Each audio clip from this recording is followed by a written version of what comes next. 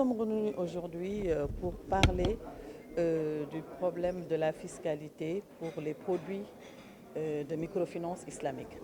Alors, comme vous le savez, cet atelier est d'une importance capitale parce que la fiscalité influe sur les coûts. Et comme vous le savez, la volonté du président de la République est de diminuer les taux appliqués par les établissements de microfinance dans le cadre de la du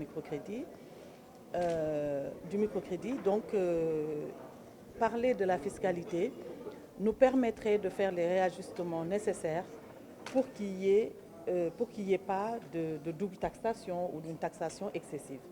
Donc, raison pour laquelle nous avions contracté le directeur, les services de la DGID, en la personne du directeur, pour créer une équipe, un comité d'études pour travailler sur les différents produits islamiques qui ont été agréés par la Banque centrale dans le cadre réglementaire.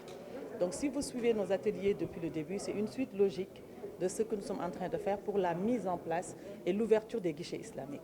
Parce que nous ne pouvons pas ouvrir les guichets islamiques tant que le cadre réglementaire fiscal n'est pas établi.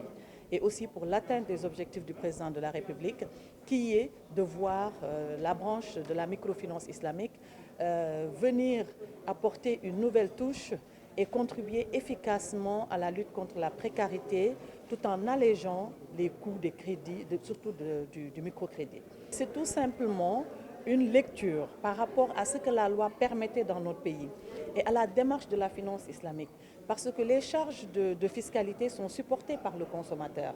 Donc il va falloir, du moment que les produits islamiques sont des contrats, il va falloir que la DGID puisse s'y pencher et éviter qu'il y ait une double taxation par rapport aux différentes étapes de financement. Parce que comme vous le savez, la finance islamique se fait dans la plupart des cas sur un mode triangulaire.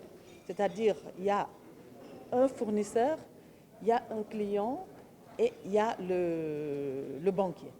Donc cette triade-là, on peut avoir l'impression qu'il y a trois consommateurs, alors qu'il n'y a qu'un seul consommateur final.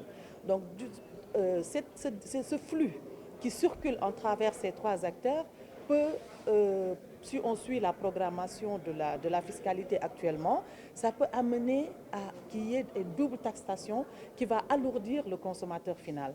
Et pour éviter ça, du moment que la microfinance est une nouvelle dynamique qui entre dans notre pays, nous avons invité la DGID autour de la table pour leur présenter les différents produits, leur expliquer les contrats, les modalités pratiques de consommation pour que eux, en leur sein, qu'ils puissent réfléchir à ce que le consommateur final ne puisse payer que ce qu'il doit payer par rapport aux autres. Sinon, ce serait une discrimination négative par rapport à la finance islamique qui se serait passée.